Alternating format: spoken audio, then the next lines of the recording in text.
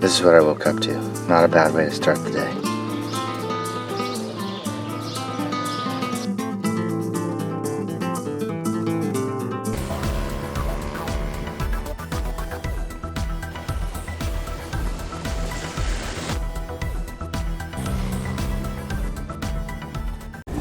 Hey, how's it going? Welcome to my channel. It is a day 6 recap. It's actually the morning of day 7. Last night was much too windy to do any filming, so I just waited until the morning. I am beginning to think that the word Baja is what the Incans or Mayans used for wind, because it has been windy every day I'm down here. So it was not something I was expecting, but it's manageable, and I'm in this great location that really helped handle the wind so that my tent didn't fill up with sand last night. In reflecting on how this trip has been coming up on this is my last full day in Baja, it has occurred to me how busy motorcycle trips are and how everything that we do on a motorcycle trip is an event in and of itself, whether it's stopping for gas, getting a bite to eat, or stopping by the beach.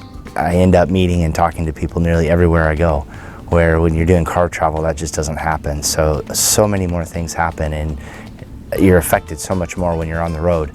So that has made this, I think it'll be 8 days, 9 days in Baja trip, feel like I've packed a month's worth of activity in this very short period of time, which has been fantastic because I've seen and done a lot, but I'm wearing out a little bit. So if I was staying any longer, I would probably need to take a day of not riding, but I don't have that kind of time, so I got to keep moving. So yesterday, day 6, I started off on the beach, Requeson, which was really a fantastic place. When I woke up, it was at low tide. The water was crystal clear, calm, and flat as glass, mirror-like. This is what I woke up to. Not a bad way to start the day. I found something yesterday that makes me convinced that I could stay in Mexico forever. Bon appetit. It's breakfast today. And if I had more time, I would have gone snorkeling. It would have been really good because it was so clear.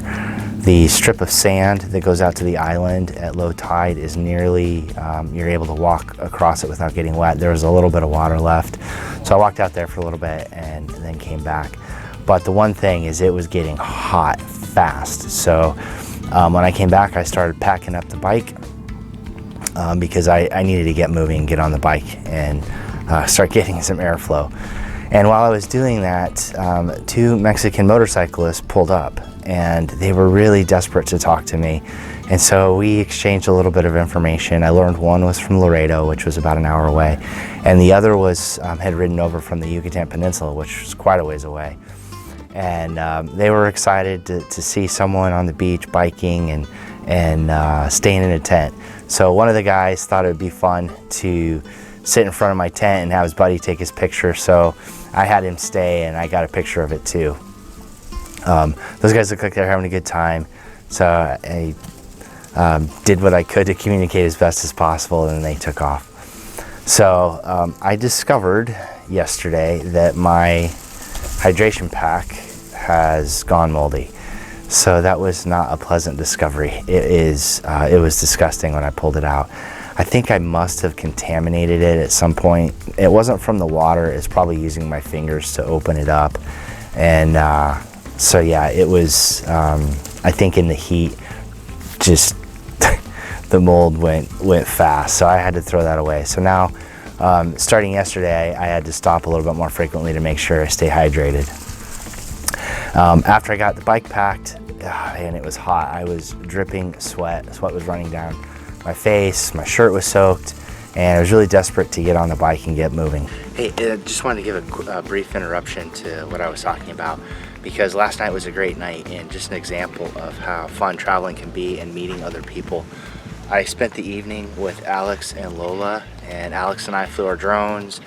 He was giving me some tips, and then also we did some night photography. Well, I tried to, mine didn't turn out so well, but he was showing me his setup. So it was just a really enjoyable evening in this fantastic place. So there are some advantages to traveling solo, and that is meeting other people and just having a chance to talk to them and get to know them. So yeah, it was a fantastic evening here. So back with what I was saying. So I said goodbye to Alex and Lola, which they were very nice people. Hi, I'm all sweaty, so I will. We can just do like These are my, where are we? Playa El Requeson. Requeson. All right, these are my friends here. We did some filming last night, flew our drones. This is Alex, Lola, and she kept me in fresh, cold beverages all night last night, which was great. So we've had a good time. Anything you want to say? Now, have a great trip. Yeah, thank you. Yeah. Safe. Enjoy La Baja. It's beautiful. I'll look you up on Instagram and start following you. So we'll go from there. All right. All right. Nice meeting you. Nice meeting you too. Thank you. Great. Thank you guys. No COVID. Enjoy your time here. Thank you. It's gonna be hot today. Yeah. It's already 87 degrees. I think it's right around 9 o'clock. I need to get going because I've got to cross over the peninsula twice. And it's hot. Super hot. So we will see. Headed north out of there, went through Mulahay, got gas, and then from there rode over to San Ignacio. And I wanted to stop in San Ignacio just to see the mission. Everybody stops there. I figured, well, if everybody else is, I'll go see it. So I went there, got a picture of it. I didn't go in. I was hot. I just wanted to eat some lunch. San Ignacio, I decided to stop by here to see the mission real quick. And I'm hungry and want to get some food. So that's what I'm doing. Apparently this place has a pet wreck.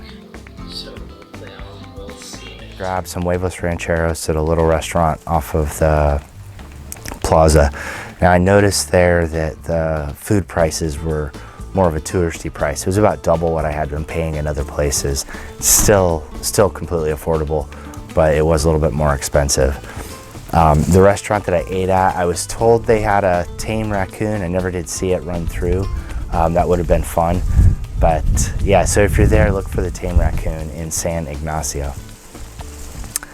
After San Ignacio, I split and started heading north towards Guerrero Negro and hit a military checkpoint.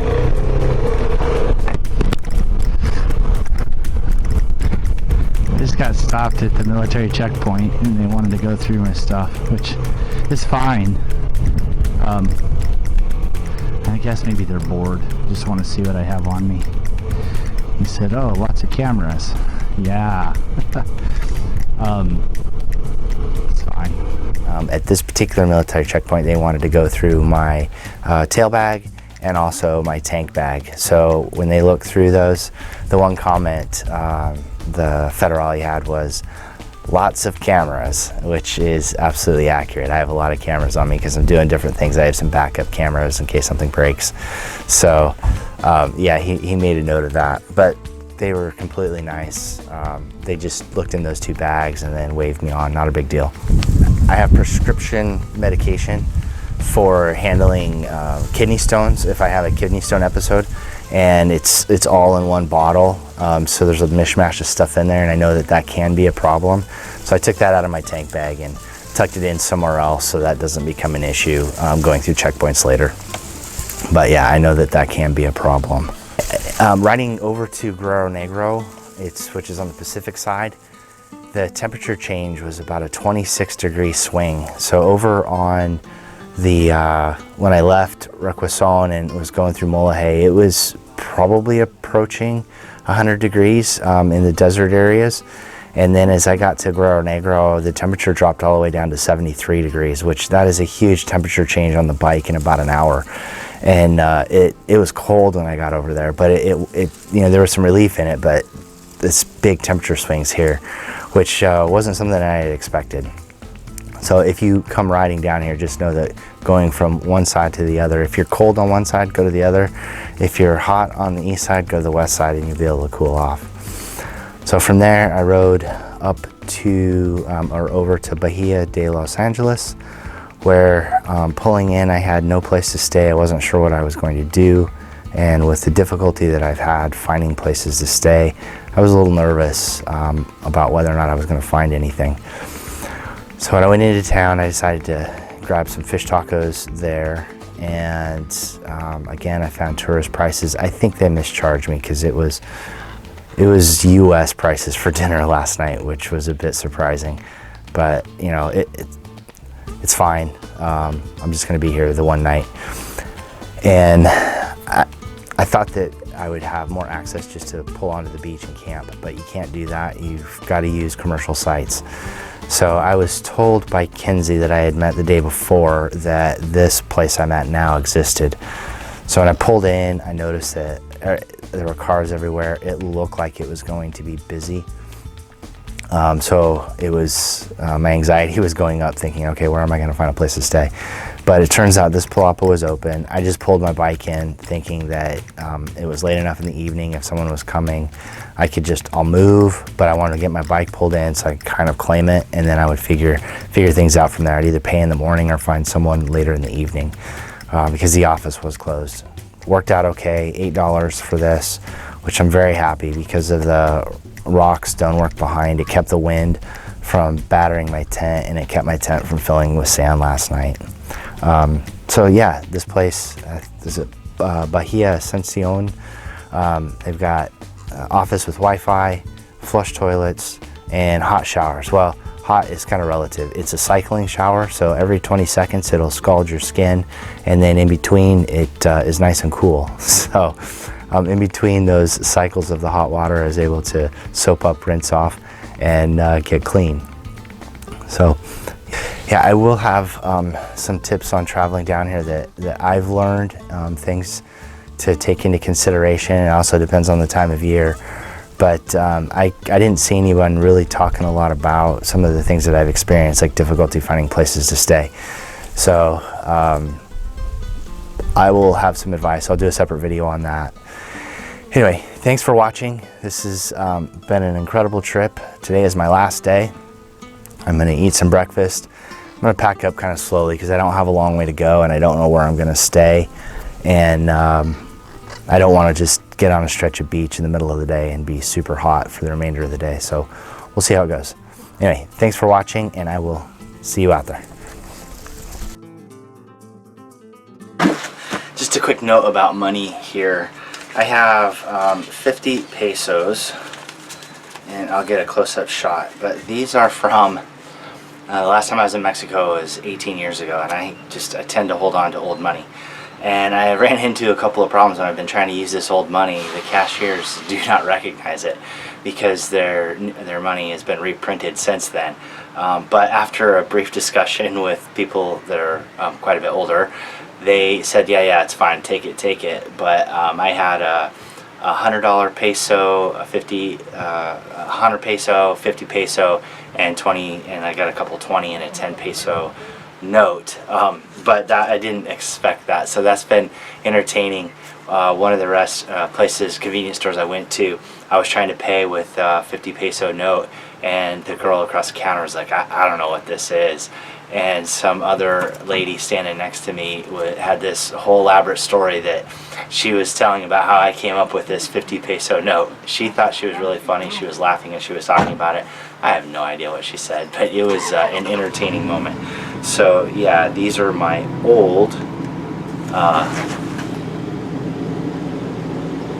pesos. So that's made for some fun times while I've been here.